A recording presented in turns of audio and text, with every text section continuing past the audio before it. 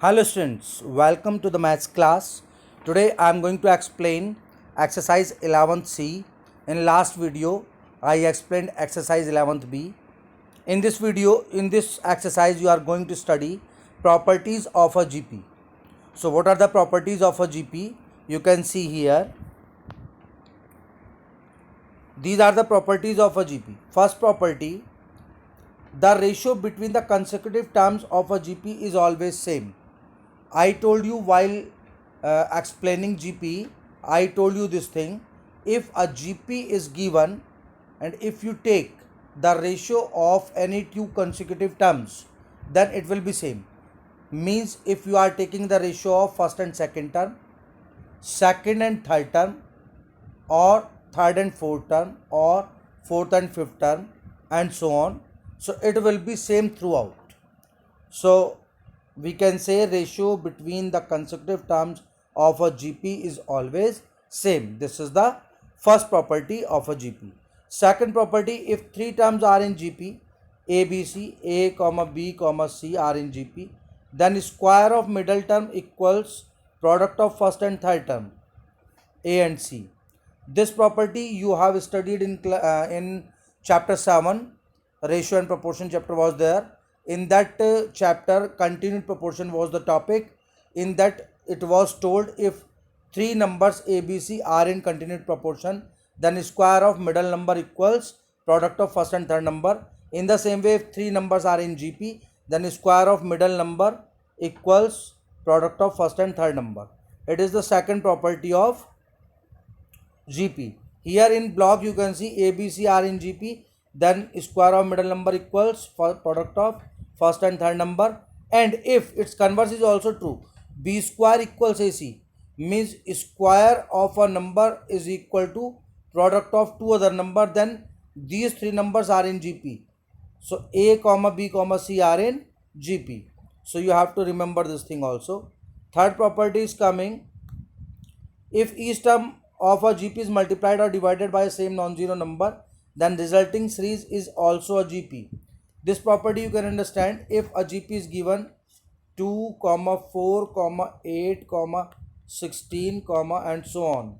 This GP is given if you are dividing or multiplying each term of this GP by a number, by a non-zero number, then whatever resulting sequence will be there, that will also be a GP.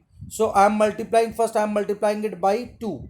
So 2 2s are 4, 4 2s are 8, 8 2s are 16, 16 2s are 32. One sequence.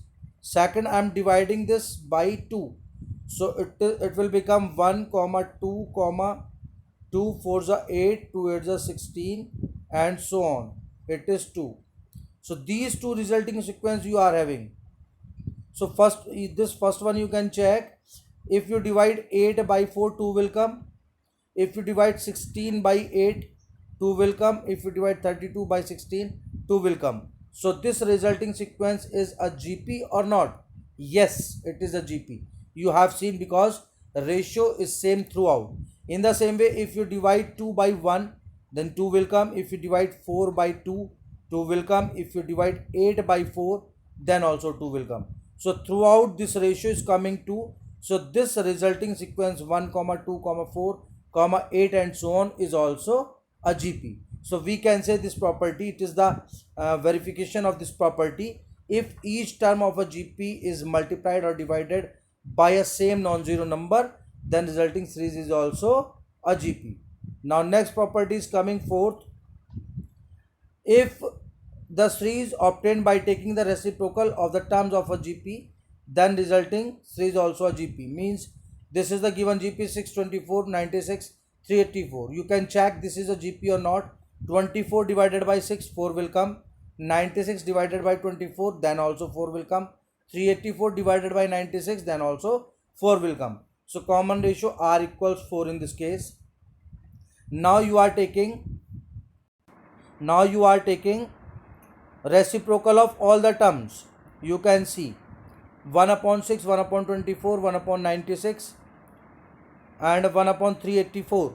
So you can divide, it is a GP or not. 1 upon 24 divided by 1 upon 6 So it will give 6 upon 24, 1 upon 4. In the same way, it will give next, if you divide 1 upon 96 divided by 1 upon 24, 96, 24 upon 96, it will come. So 24 fours are 1 upon 4. So ratio is same throughout. This time ratio is 1 upon 4. So but resulting sequence is a GP because ratio is same. Next property is coming, fifth property. If each term of a GP is raised to the same non-zero number, then resulting series is also a GP. 2, 8, 32 is a given GP. You can see 2, 8, 2, 8, 32 is a given GP. Now you are raising each term by 5. You are raising each term by same number. Same number means you can raise each term by 5. You can raise each term by 3. You can raise each term by 2. It depends upon you, but by the same number each term will be raised. So 2 to the power 5, 8 to the power 5, 32 to the power 5. So this will also be a GP. You can check by taking the ratio of any two consecutive terms. Next, sixth. What is sixth property? If corresponding term of two different GPs are multiplied together, resulting series is also a GP. You can see this property. Suppose you are having 2, 4, 8, 16 is a GP. 1, 3, 9, 27 is also a GP. When you multiply both, 2 ones are 2, 3 fours are 12, 8 nines are 72, and 16 into 27, 16 into 432. So this sequence will be a GP. We have to check. When you divide 12 by 2, 6 will come. When you divide 72 by 12, 12 6 are 72. Then also 6 is coming. When you divide 432 by 12, 12 3 are 12, 72. When you divide 432 by 72, then also 6 will come. 6 2 are 12, 6 7 are 42, and 143. So you can check this resulting sequence is also a GP. So we can say if you multiply the corresponding terms of two different GPs, then you will get a GP. Next, in the same way, second part is given. If you divide the corresponding terms of two GPs, then whatever resulting sequence will be there, that will also be a GP. So these were the properties. These were the 6 properties of GP, of a GP. Now some example you can see. Example number 11. If for a GP, Pth, Qth and Rth term are ABC, prove that A to the power Q minus R, comma B to the power R minus P, comma C to the power P minus Q is equal to 1. First of all, Pth term is given. Nth term you know. Nth term of a GP, A R to the power N minus 1. So Pth term will be A R to the power P minus 1. Nth term is there, so N you are using. Pth term is there, then you will use P. So Pth term equals A, it is given. So capital A capital R to the power P minus 1 equals A. Why they are using capital A? Because small a already they are giving in the question, so we cannot use small a. So capital A into capital R to the power P minus 1 is equal to A. In the same way, Qth term A R to the power Q minus 1 equals B, and Rth term A R to the power R minus 1 is equal to C. Now you can take this LHS, and in LHS you can put here, you can see value of ABC. ABC value you have found. It is first equation, it is second, it is third. From these three equations you can put the value.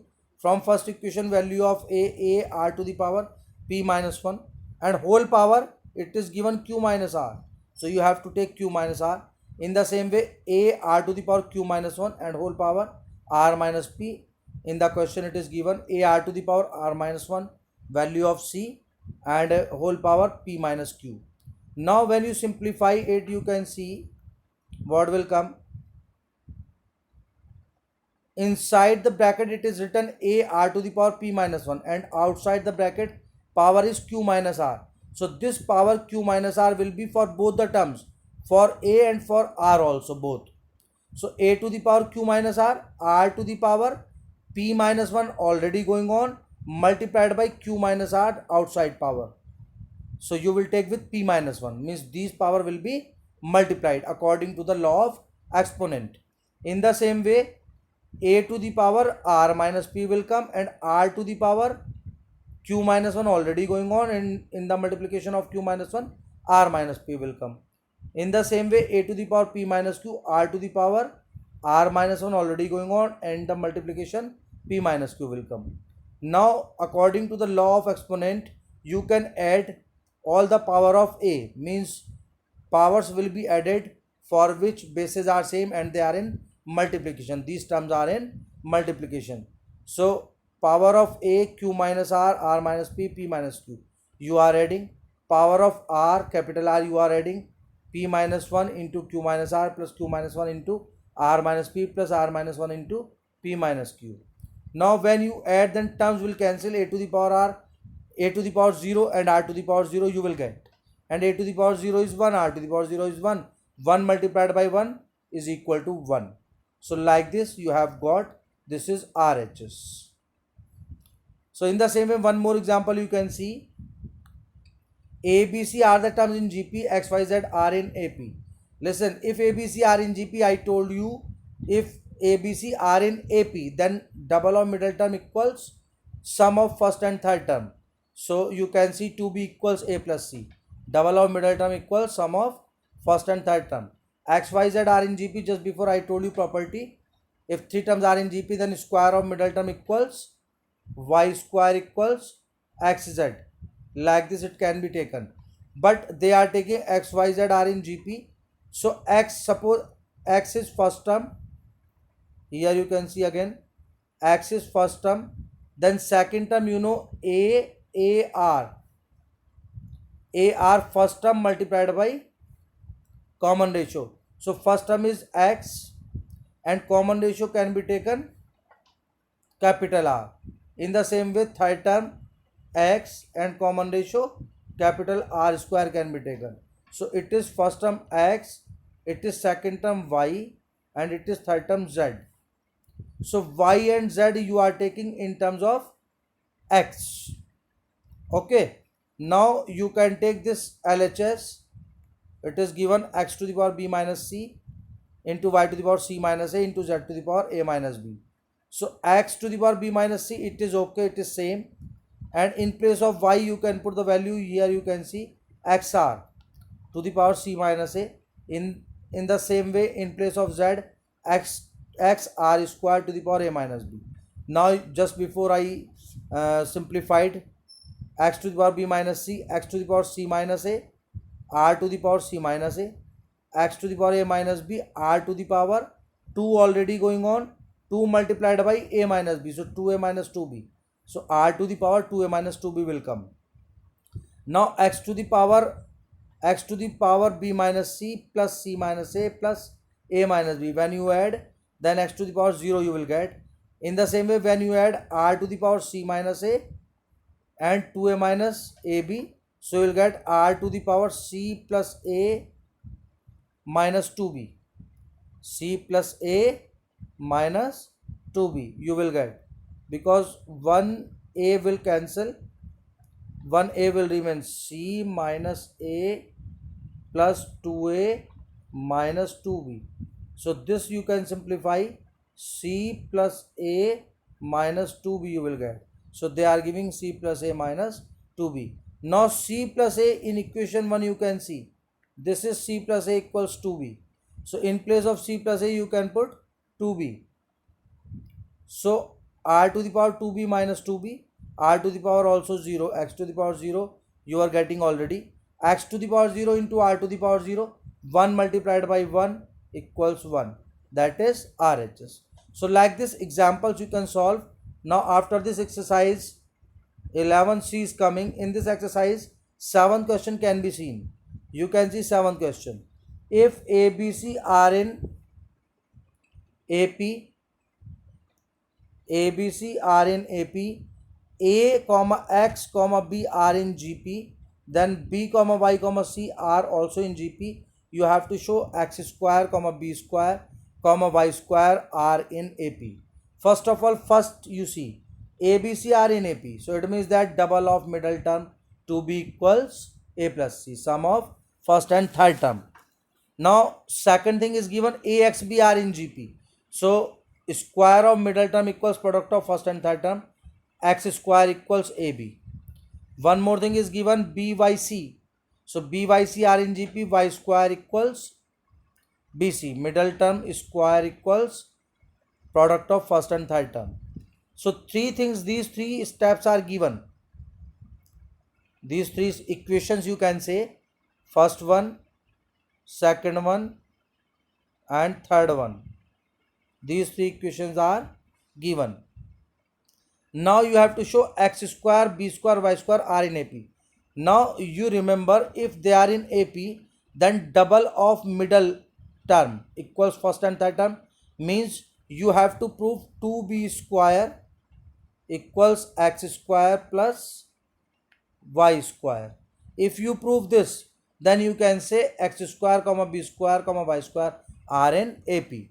How can you prove?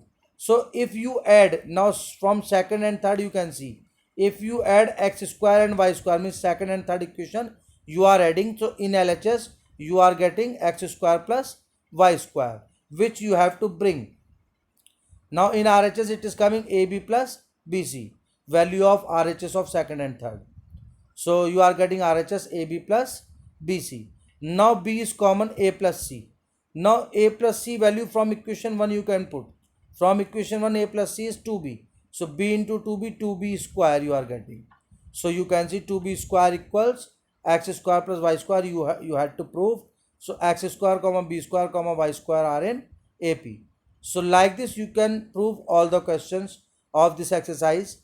In some questions properties you will use, in not in all the questions, in some questions properties will be used, and in other questions you can use nth term, and I told you last term formula, nth term formula, same meaning. So like this you can solve all the questions, and if you have any doubt then you can ask. For the doubts you can write in the comments, then I will clear your doubts. So thank you and have a nice day.